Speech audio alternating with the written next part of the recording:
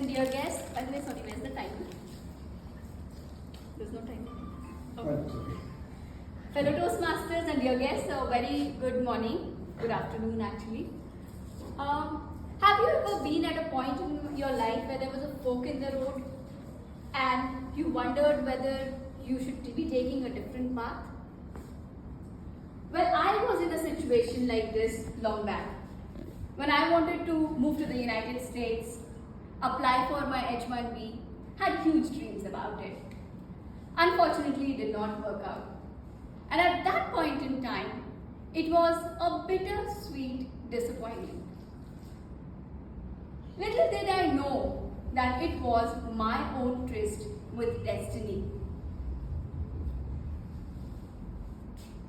A lot of times, life throws curveballs at us. We desire that things run in a certain way, whereas life has its own plans for you. And this happens not just at a personal level, sometimes it also happens at a grander scale, at a historical level. What if history had taken a different turn? What if the outcome of a certain war had been something different? And this reminds me of this book called Dispensers of India's Destiny. It talks about India's alternative journey, about a path in which India is unpartitioned and led by Netaji Subhash Chandra Bose. In an alternative world where the world war is won by the Axis powers. Imagine it is 1945. The World War has just ended. But the outcome is different from what we know of today. It's Germany and Japan that have won the war.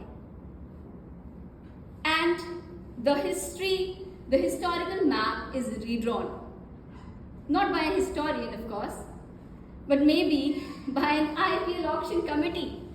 Because there are countries falling into teams you would never have imagined.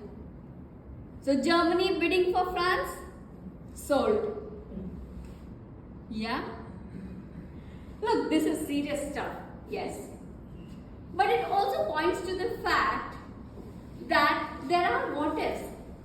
When you turn history upside down, different from what we know today, it's a very different set of outcomes.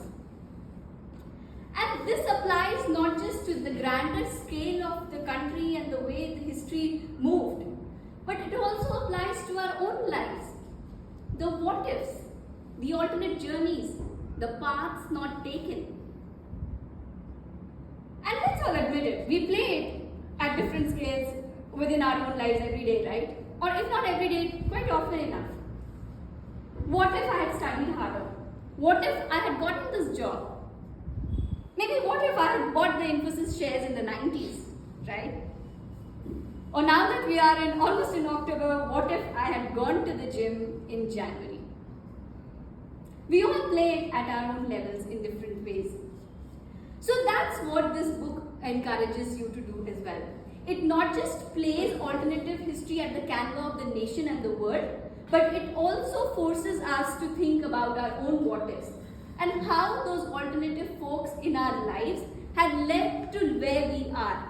It talks about our own tryst with destiny because of the paths that were taken.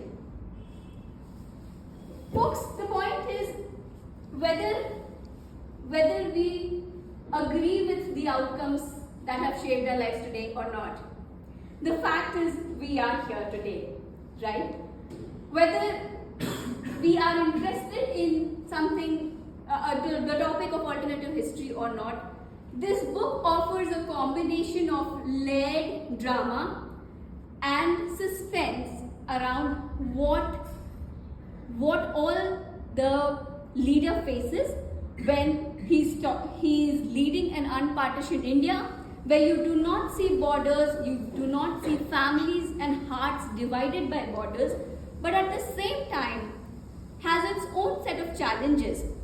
This book talks not just about the history, but also the layers of characters and how their own crooked paths shape the broader outcome.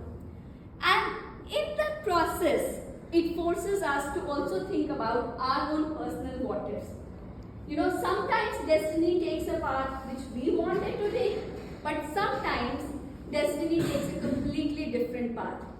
And whether we like it or not, we all are here today as the outcome of the paths that our destiny took, right? And so my persuasion today to you is, if you want something that gives you a power-packed entertainment in terms of layers of alternate history and fiction, pick this book. But at the same time, this book will offer you a nudge, a strong push to reflect about your own what ifs. When I didn't get my H1B visa, I was disappointed, yes, but little did I know that I had to deal with my own tryst with destiny. Whether it be about dealing with potholes versus dealing with the whims and fancies of a president who cannot decide what to do with its H1B immigrants. Maybe the former was better. I do thank my stars, honestly, right?